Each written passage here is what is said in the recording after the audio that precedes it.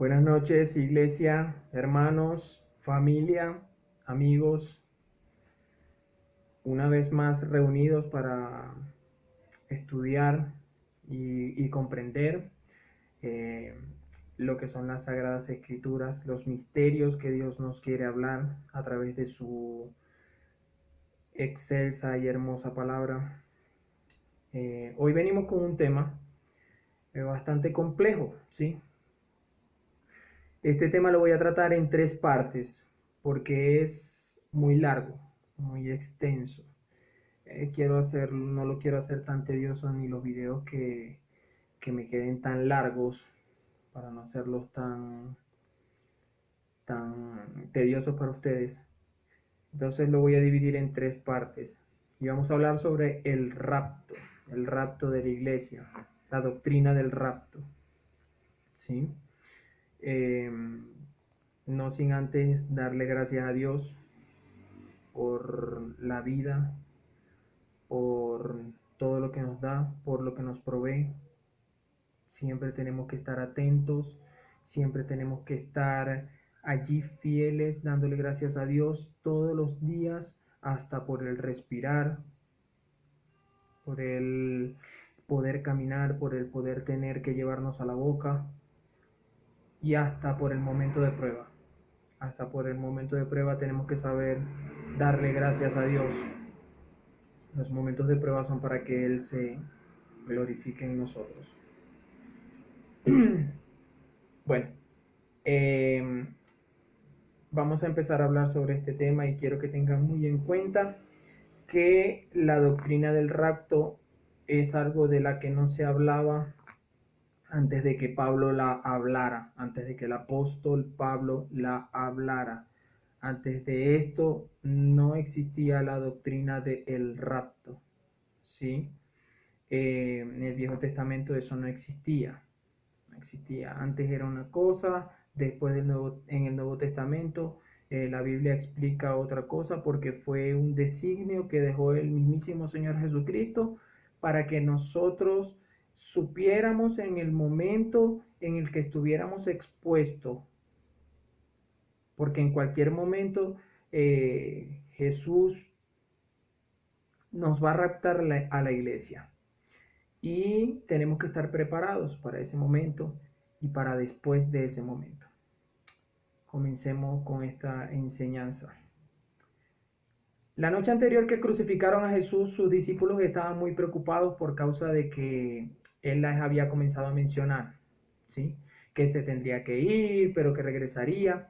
Ellos no entendían nada de este concepto, su comprensión no estaba en esto porque no lo podían analizar, ¿sí? No lo podían analizar, ellos no tenían entendimiento de qué era realmente lo que les decía o lo que les quería dejar dicho. En Juan capítulo 14, versículo del 1 al 3. Vamos a Juan capítulo 14, verso del 1 al 3. Y dice así: No se turbe vuestro corazón, creéis en Dios, creed también en mí. El 2 dice: En la casa de mi padre muchas moradas hay. Si así no fuera, yo os lo hubiera dicho. Voy pues a preparar lugar para vosotros. El 3 dice: Y si me fuere y os preparare lugar, vendré otra vez y os tomaré a mí mismo, para que donde estoy, vosotros también estéis. Os tomaré a mí mismo. En griego, esta frase es paralambano, ¿sí? Y significa acercarse a uno súbitamente. Tenemos que comprender que la Biblia fue escrita en el Viejo Testamento en hebreo y en arameo, y en el Nuevo Testamento fue escrita en griego. Entonces tenemos que entender algunas palabras porque la traducción al español no deja totalmente satisfecho el conocimiento de muchos hermanos. Y esto es lógico, ya que el hebreo se trabaja que una sola palabra significa hasta 6, 7 cosas diferentes. Por eso existen varias versiones de la Biblia, ¿sí? Con sinónimos que son los pertinentes a esa palabra. Entonces,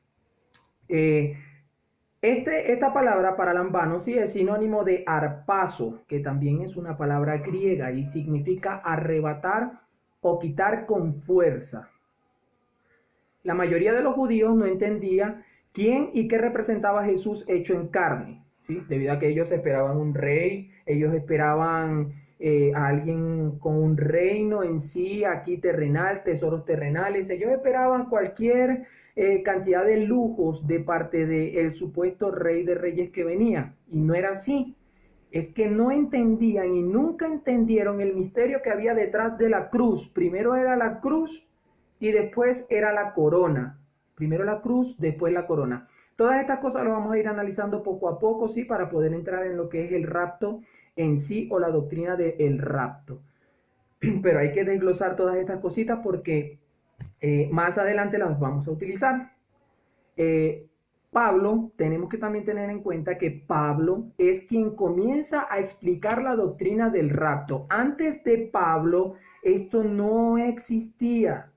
¿Sí? Esto no existía, fue algo que les dejó el Señor Jesucristo y Pablo fue el que tuvo la revelación de lo que hay después de la muerte, de la carne, por supuesto.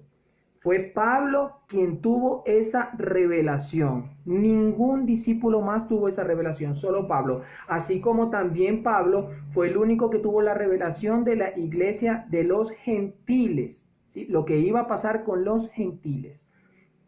Pero volvamos acá, Primera de Corintios, capítulo 15, versos del 51 al 53, y analicemos esa palabra. El 51 dice, he aquí, os digo un misterio. Aquí está hablando Pablo. No todos dormiremos, pero todos seremos transformados. Y observen aquí algo muy importante. No todos dormiremos.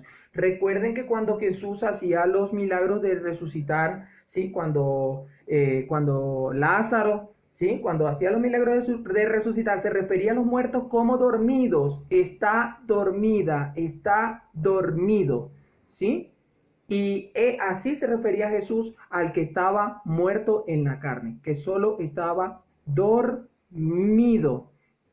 Pero todos seremos transformados, ¿sí? Entonces, aquí hay un misterio. Vamos a dar el 52, verso 52. En un momento, en un abrir y cerrar de ojos, a la final trompeta, porque se tocará la trompeta, y los muertos serán resucitados incorruptibles, y nosotros seremos transformados, ¿sí? Leamos el 53. Porque es necesario que esto corruptible se vista de incorrupción y esto mortal se vista de inmortalidad. Lo primero que vemos aquí es que Pablo le llama al rapto de la iglesia un misterio, ¿sí? ¿Por qué es un misterio esto? Porque no todos vamos a morir. Existe una generación específicamente en el tiempo planteado por Dios en su arrebatamiento, y ojo acá, muchos podemos decir, ¿sí? Y podemos discernir el tiempo más o menos en el que Jesús va a venir a raptar la iglesia, pero eso no lo sabe exactamente ni siquiera los ángeles del cielo, ¿sí? No podemos cometer esa herejía, no podemos cometer esa apostasía de decir que en el 2020, en diciembre el 14, va a venir Jesús. No, eso no puede ser, eso no se puede decir, pero sí podemos discernir en qué tiempo estamos. Bueno, dijimos que no todos vamos a morir, ¿sí? No todos estaremos dormidos. Y es que al único que reveló Dios este misterio sí fue a Pablo. Antes la doctrina del arrebatamiento, pues como ya lo habíamos dicho, no existía. Dice el verso 51, ¿sí? De Primera de Corintios 15, el verso 51 dice, todos seremos transformados. Es un misterio gigante, ya que hay una generación, ¿sí? Que no va a experimentar la muerte carnal, sino que simplemente vamos a ser o van a ser transformadas. Porque para entrar a un plano espiritual nosotros debemos de ser transfigurados, así como sucedió cuando Jesucristo se le transfiguró a los apóstoles, a 3 de sus apóstoles. En el verso 52 dice, los muertos serán resucitados incorruptibles y nosotros seremos transformados, o sea, quiere decir cambiados de formas. En minutos, en segundos, seremos totalmente transfigurados, transformados. Pregunta, hay una pregunta que surge de este tema, ¿sí? ¿Qué es exactamente lo que pasa al morir? Y la Biblia también nos los revela. Recordemos algo, somos tres cosas, ¿sí? Somos espíritu, somos alma y moramos en un cuerpo. ¿Sí? Esas tres cosas son muy importantes analizarlas. En el libro del Génesis capítulo 35, ¿sí? Encontramos que las palabras que nos contestan la diferencia que hay entre alma y espíritu eh, están en este capítulo, ¿sí? Génesis capítulo 35, verso 18. El 18 dice así, y aconteció que al salírsele el alma, pues murió. Llamó su nombre Benoni, mas su padre lo llamó Benjamín. Fíjense lo que pasó. Y aconteció que al salírsele el alma, ¿sí? Eh, Esa es una palabra, esa es la primera palabra que vamos a estudiar. Notemos que a Benjamín se le salió algo del cuerpo, ¿sí? No fue el espíritu, fue el alma. La palabra alma en hebreo significa nepej, ¿sí? N-E-P-E-S-H. Pero antes el hebreo se pronunciaba la SH y la CH se pronunciaba, ¿sí? No se pronunciaba el sh, sino haj, o sea que se pronuncia nepej. Génesis capítulo 35, verso 29. Ahí vemos otra cosa. Y exhaló Isaac el espíritu y murió, y fue recogido a su pueblo viejo y lleno de días, y lo sepultaron Esaú y Jacob, que eran sus hijos. Notemos algo ahí. En el hebreo, espíritu se denomina como ruach o roash, y etimológicamente roach y nepej nos dan la confirmación de que son dos palabras o dos cosas totalmente distintas. El alma es la parte inmaterial del ser humano donde se encuentra la mente. No la produce el cerebro, ¿sí? La mente no la produce el cerebro. La mente y los pensamientos provienen de nuestro espíritu, ¿sí? En nuestra alma. Nuestra alma, nosotros tenemos una dimensión que puede ser atravesada por espíritus, por espíritus. Y esto tiene una explicación, ¿sí? Los pensamientos están en el área de la dimensión espiritual. Esta es la razón por la cual los pensamientos pueden ser penetrados por espíritus demoníacos.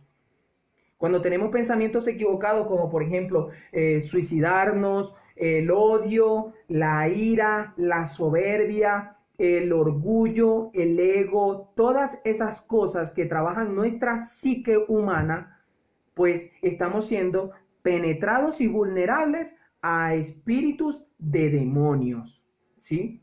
Entiéndase bien todas estas cosas, paso por paso vamos a ir desglosando cada una. Estas voces vienen en forma de ideas.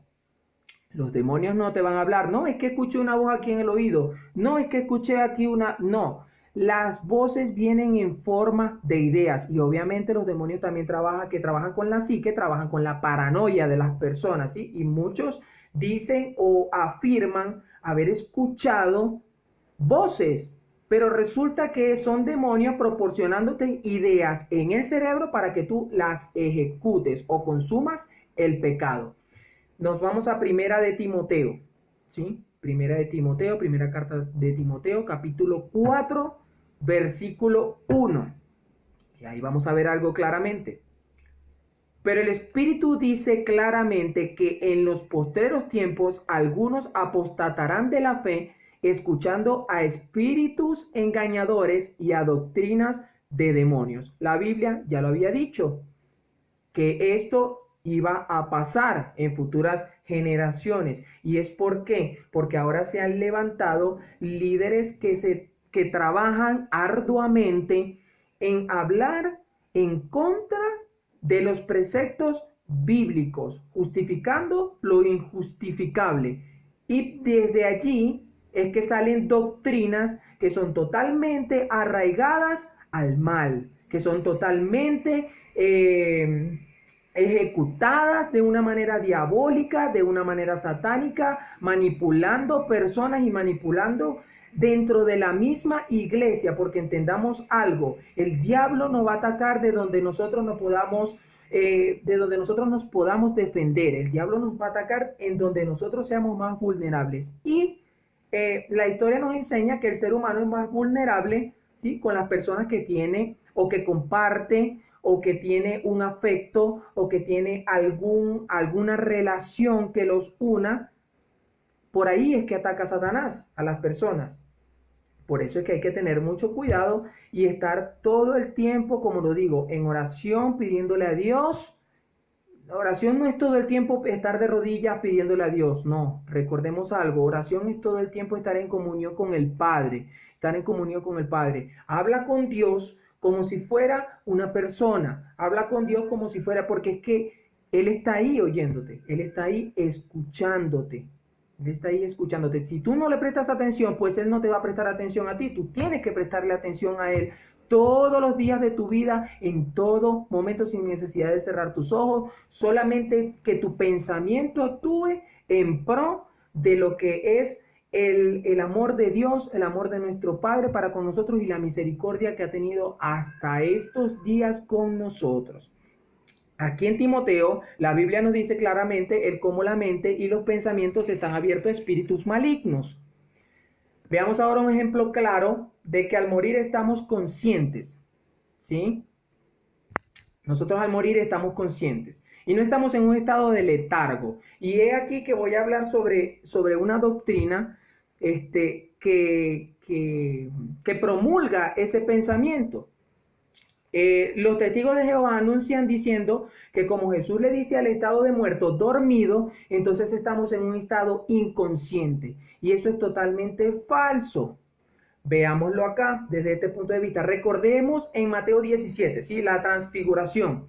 Cuando Jesús tomó a Pedro, a Juan y a Jacobo y los llevó a un monte y de repente se transfiguró delante de ellos, Cristo se hizo resplandeciente con ropas más brillantes, y junto a Cristo estaban Elías y Moisés. Aquí se puede ver que ellos no estaban dormidos. Algunos dirán, bueno, pero es que Elías fue transpuesto. Pero eso no tiene absolutamente nada que ver porque tenemos el lado contrario. Moisés fue sepultado por el mismísimo Jehová. Moisés no fue transpuesto. Enoc fue transpuesto. Elías fue transpuesto. Pero tenemos dos ejemplos muy diferentes. Elías y Moisés. Y Moisés apareció allí al lado de Jesús cuando ellos estaban. Dicen que estaban Pedro, Juan y Jacobo cuando esto sucedió. Pues, y es que Jesús se los dijo a los saduceos, ¿sí? En Lucas 20, verso 38. Él no es Dios de muertos, sino de vivos.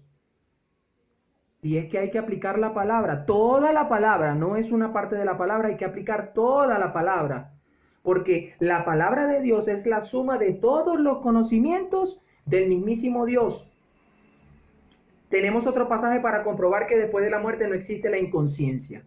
¿Sí? Y aquí es necesario que escuche bien atentamente esta palabra. ¿Sí? Estamos inmediatamente después de que morimos conscientes totalmente de quiénes somos. Estamos conscientes, cuando nosotros morimos estamos conscientes de quiénes somos. Nuestra identidad permanece en nosotros aunque con el cuerpo diferente, temporal hasta que venga la resurrección o el arrebatamiento. En Lucas capítulo 16, verso del 19 al 31, vamos a ver esto, cómo funciona, cómo es la muerte, cómo es que nosotros vamos a llegar a la muerte y dónde nos vamos a encontrar. Lucas capítulo 16, verso del 19 al 31. Y dice así, el 19. Había un hombre rico que se vestía de púrpura y de lino fino y hacía cada día banquete con esplendidez. Había también por otro lado un mendigo llamado Lázaro que estaba echado a la puerta de aquel, lleno de llagas, y ansiaba saciarse de las migajas que caían de la mesa del rico. y aún los perros venían y le lamían las llagas. Habían dos planos, el rico y el mendigo que estaba ahí al pie del rico. Lo que sucede en estos tiempos, ¿sí? Que vemos gente tan poderosa en la calle y a su alrededor una población tan vulnerable, pero tan vulnerable, comiendo de la basura, comiendo de sus migajas. Aquí se puede poner un poco gente del gobierno, del mismísimo gobierno, que tienen esa mentalidad de terminar de hundir a la persona que ya está hundida en vez de levantarla. Pero es que no podemos esperar otra cosa de la justicia del hombre, porque la justicia divina de Dios es la perfecta. El 22 dice, aconteció que murió el mendigo y fue llevado por los ángeles al seno de Abraham. Y murió también el rico y fue sepultado. Fíjense que el mendigo fue llevado hasta el seno de Abraham, el rico fue sepultado. Dos palabras muy distintas, ya las vamos a desglosar. Y en el Hades alzó sus ojos. Fíjese esto es un grandísimo misterio. Esto es un grandísimo misterio que tiene la Biblia. Y alzó sus ojos. Estaba muerto. ¿Cómo alzó sus ojos? Tenía ojos. Y a Lázaro, y vio de lejos a Abraham y a Lázaro en su seno. Entonces él, dando voces, dijo, Padre Abraham, ten misericordia de mí. Fíjense algo, dijo, tenía boca en el mismísimo Hades, en el mismísimo infierno, y envía a Lázaro para que moje la punta de su dedo en agua y refresque mi lengua, porque estoy atormentado en esta llama. Fíjense algo muy importante aquí en esto. El rico creía que todavía tenía a su merced a esta persona después de muerto. Después de muerto, él tenía conciencia de quién era Lázaro. Tenía conciencia, tenía boca para hablar, tenía ojos para ver. Pero Abraham le dijo, hijo, acuérdate que recibiste tus bienes en tu vida y Lázaro también males, pero ahora este es consolado aquí y tú atormentado. Además de todo esto, una gran cima está puesta entre nosotros y vosotros, de manera que los que quisieren pasar de aquí a vosotros no pueden, ni de allá pasar para acá. Ustedes dirán, pero ¿quién que esté en el lugar de reposo va a querer pasar al lugar del infierno? Es que esos dos lugares están comunicados, ¿sí? Esos dos lugares están comunicados y las personas tenían totalmente su conciencia intacta. O sea que si se queda mi sobrino y yo me voy al cielo, o si me quedo yo y se va mi sobrino, nosotros no vamos a poder ver y nos vamos a reconocer. Y obviamente va a prevalecer ese sentimiento va a prevalecer en nosotros las personas. Claro, el que se quede en el infierno va a estar totalmente atormentado, que queriendo salir de ahí o arrepintiéndose de no haber hecho las cosas que tenía que hacer cuando las tuvo que hacer, cuando tuvo la oportunidad de hacerla. Mas el que está allá va a tener total paz y total tranquilidad. Pero ¿qué pasa? Que él va a saber quién eres tú y tú vas a saber quién es él. Tú vas a tener conciencia, vas a tener todos tus sentidos. Manejemos esto un poco más adelante. Entonces le dijo, te ruego pues, padre, que le envíes a la casa de mi padre, porque tengo 5 hermanos para que les testifique, a fin de que no vengan ellos también a este lugar de tormento, o sea, al infierno, para que no vengan también al infierno. Y Abraham le dijo muy sabiamente, a Moisés y a los profetas tienen, óigalos. O sea, tiene la Biblia, tiene la escritura. ¿Sí? Y después le contesta algo mucho, mucho mejor y mucho más relevante. Él entonces dijo, no, padre Abraham, pero si alguno fuere a ellos de entre los muertos, se arrepentirían. O sea que si ellos ven un milagro, como estamos acostumbrados nosotros los seres humanos, a que si no vemos, no podemos creer. Y exactamente eso lo dice la palabra. Nosotros somos salvos es por gracia, por medio de la fe. Por medio de la fe, no por las obras. Nosotros no somos salvos porque veamos un milagro y bueno, voy a empezar a creer porque vi el milagro.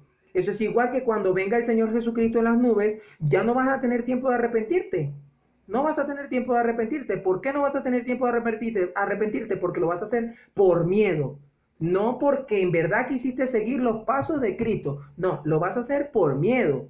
Porque en el momento en el que se abran los cielos, que baje ese ser hasta acá, que es algo inexplicablemente sobrenatural, vas a querer arrodillarte y ya no vas a tener tiempo de nada. Y eso está más que demostrado, porque un ser humano, por más valiente y por más orgulloso y por más egocéntrico y por más lo que sea, cuando le sucede algo paranormal, lo que se conoce como paranormal o sobrenatural a su lado, se pone chiquito. Se pone chiquito. Imagínate tú, si esas cosas que son sumamente, o sea, no se pueden comparar a las maravillas de Jesucristo y a cómo describe la venida de Jesucristo aquí a la tierra, la Biblia.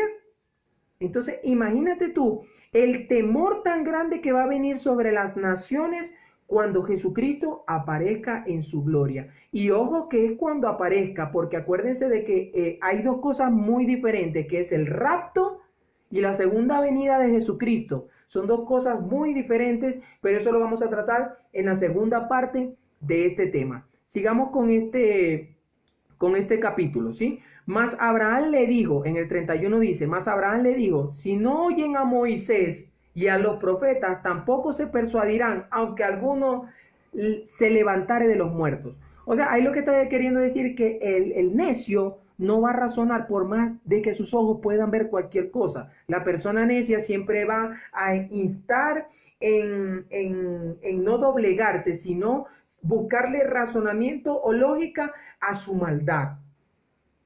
Siempre va a buscar el razonamiento lógico a su maldad y siempre se va a querer excusar por cualquier cosa, siempre nos vamos a querer tapar el sol con un dedo, como si nosotros tuviéramos aquí en verdad, la autoridad para decretar, para declarar, cuando nosotros nacimos muchísimos años después de que todas estas cosas ya estuvieran escritas y que nosotros tenemos dos opciones, o ser marionetas del mundo o seguir el propósito que Dios, con el que Dios nos puso aquí en la tierra.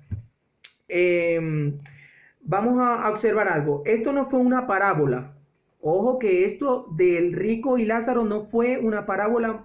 Muchos lo pueden interpretar como que fue una parábola. Las parábolas están dichas. Parábola de los talentos, parábola de las 10 vírgenes, parábola del mayordomo. No, esta historia se llama El rico y Lázaro.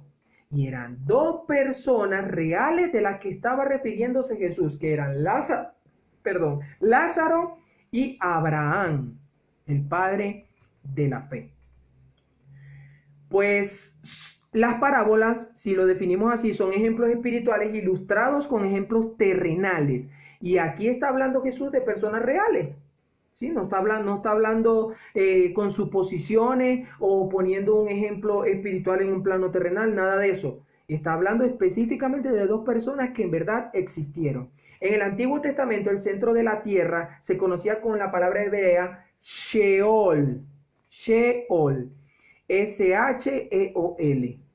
Y en el Nuevo Testamento se tradujo del hebreo al griego con la versión de la Septuaginta con la palabra Hades. El Hades.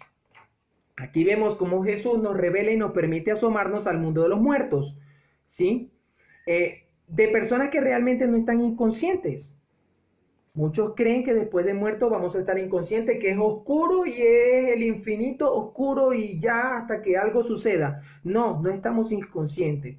Los que obramos mal en esta tierra, vamos a un lugar de tormento, a un lugar de espera, pero en el tormento. Y los que obraron de forma justa, como Dios lo menciona en su palabra, tratando, porque no hay hombres perfectos, no habemos hombres perfectos, somos imperfectos. Esto lo voy a decir en todas las prédicas que yo pueda dar aquí, que Dios me permita dar aquí, lo voy a decir. Nosotros los hombres somos personas totalmente defectuosas porque estamos en la carne, y mientras estemos en la carne siempre vamos a tener la tentación de pecar. Nosotros los que predicamos la palabra no somos perfectos. Nosotros simplemente leemos la Biblia, los que la estudiamos tratamos de interpretarla, tratamos de buscar discernimiento de Dios para poder interpretar la Biblia y más nada, pero de ahí para allá nos tenemos que mantener en oración, tenemos que mantenernos estudiando la palabra y tratando de aplicarla en nuestra vida, porque recuerden que nosotros al levantarnos con una sola mirada que le tiremos al prójimo, que lo inquietemos, ahí ya estamos pecando. Ahí ya estamos pecando. Solo con hacer tropezar a otra persona inconscientemente, ya nosotros estamos pecando. Así que nosotros no somos perfectos.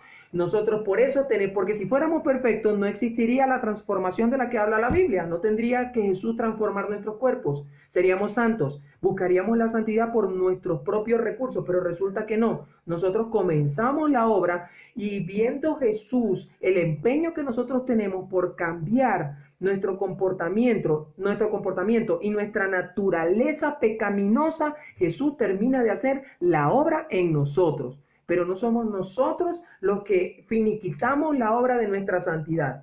Eso es una total falsedad, porque Jesús es el único capaz de hacer eso. Vemos acá la diferencia que hay antes y después de la cruz en el segundo plano. Hay otra cosa que quiero que vayamos tratando, que es que nosotros vivimos en un plano de 4 dimensiones. ¿Sí? Nosotros estamos en la dimensión alta, en la dimensión baja, en la dimensión ancha, y Albert Einstein fue el que descifró la 4ª dimensión de este plano, que se llama el tiempo. Nosotros somos seres de 4 dimensiones, tetradimensionales. Aquí hay un misterio bastante grande, ¿sí? Cuando morimos, nuestros órganos se mueren, ¿sí? Como lo acabo de decir, los gusanos se comen todo, o nuestro cuerpo se desintegra, quedamos en huesos y los huesos se vuelven polvo. Pues nosotros, ¿verdad? Tenemos algo muy en nosotros, es algo muy humano, y es que las cosas que se nos explican de esta manera, no la sabemos manejar porque están fuera de nuestro plano de estudio. Así que los invito a que todos los estudios estos que hagamos, ustedes también, si tienen la capacidad de investigar y de indagar y comprobar la veracidad con la que yo estoy hablando, lo pueden hacer perfectamente. ¿Por qué? Porque antes de que uno lanza una palabra de esta y trata de descifrar las cosas en la Biblia, uno tiene que pedir mucho discernimiento de parte de Dios en oración, mucho denuedo para hablar, para tratar de que las personas entiendan lo que uno está hablando, y aparte de eso, uno tiene que estudiar. No solo nosotros, ustedes también, y los invito a eso.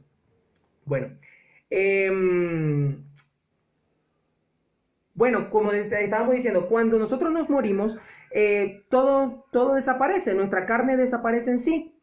La palabra infierno en el griego es Gena, Genna, significa lugar de tormento.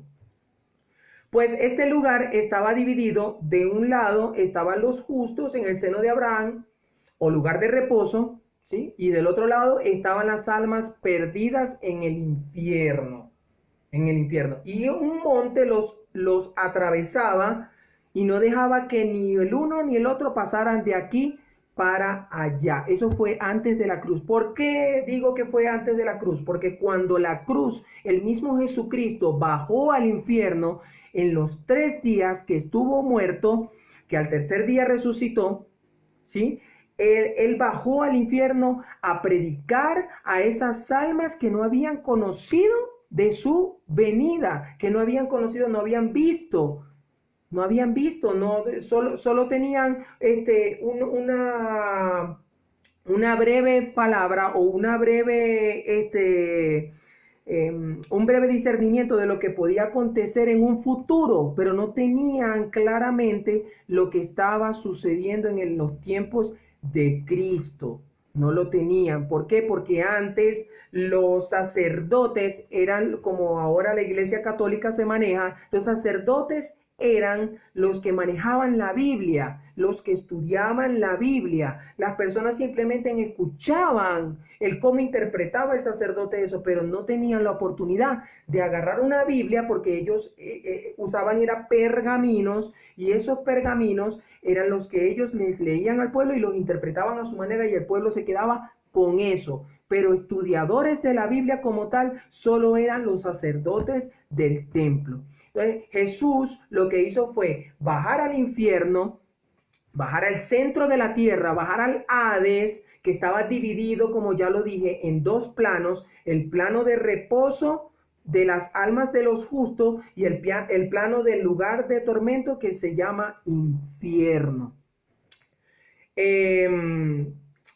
Este hombre estaba viendo desde el centro de la tierra, ¿sí? El Lázaro, el rico, estaba viendo desde el centro de la tierra a Abraham y a Lázaro.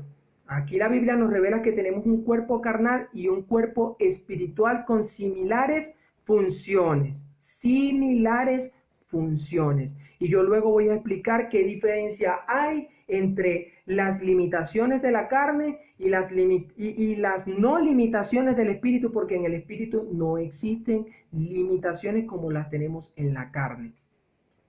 Pues por eso Jesús decía en algunos momentos, como en Mateo 13, ¿sí? Del 1 al 9, lo pueden leer, el que tenga oídos que oiga.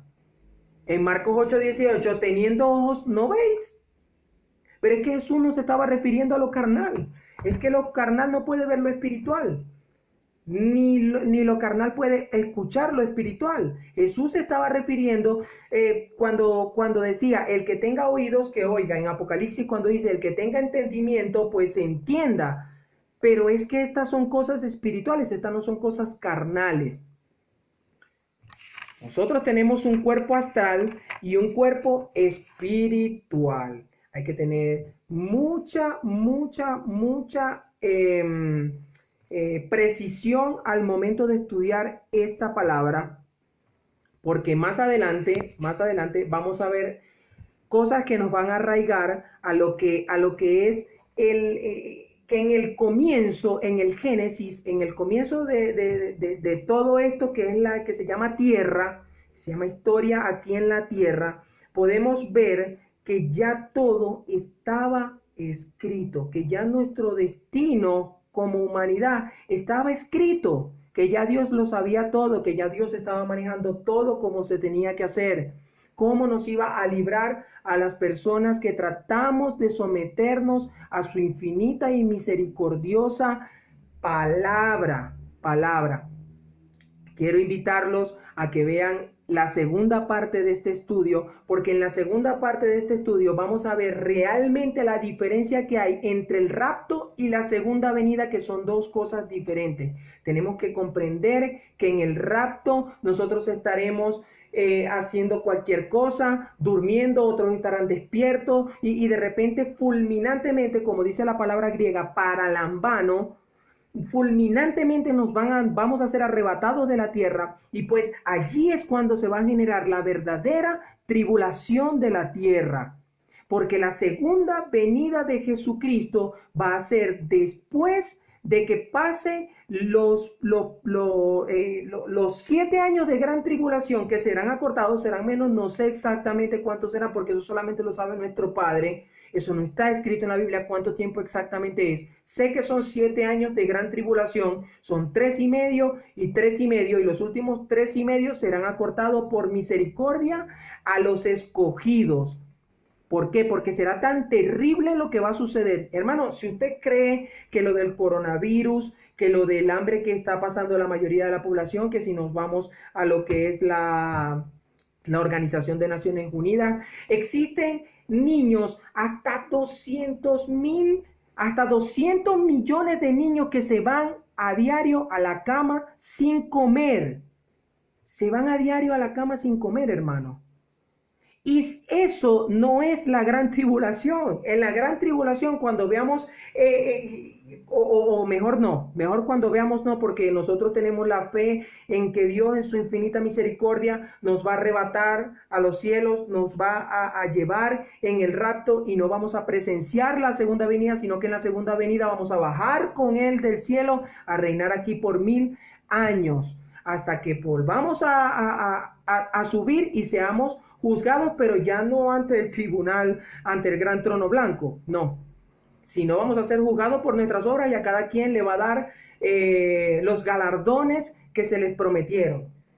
Pero créame, hermano, que no queremos estar en la segunda venida de Dios. Queremos irnos en el rapto. Queremos irnos fulminantemente al cielo. Queremos que Dios en su infinita misericordia nos arrebate en las nubes y desde allá podamos tener reposo y paz, porque lo que viene ahora y está generándose el camino para que el anticristo, para que los caballos, para que los sellos, para que las copas de la ira, para que todo se desborde súbitamente aquí en la tierra y ya no va a haber nada más, no va a haber palabra que se dé, no va a haber, se va a cerrar la palabra y el que predique la palabra será muerto. Y esos muertos ya están escogidos, que son esos 144,000 que se van a quedar acá predicando la palabra para esos que Dios ha escogido, para esos que Dios ya ha escogido en su infinita misericordia. Entonces, tenemos que entender que no es un juego lo que está sucediendo en este momento. Es algo muy grave. ¿Por qué grave? Para nosotros es gloria, como dijo Pablo. Para mí el morir es ganancia. ¿Sí? Para nosotros es gloria porque tratamos de hacer lo mejor que podemos en Cristo Jesús. Pero ¿qué va a pasar?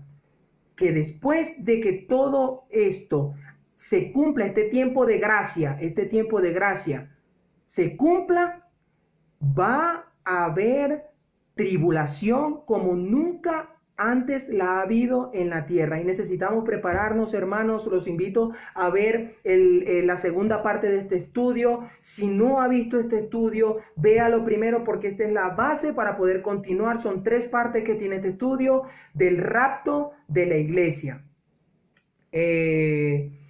Y los invito a estar en oración constante, porque no saben ni los ángeles del cielo la hora, los minutos, los segundos en lo que todo esto va a acontecer. Oremos.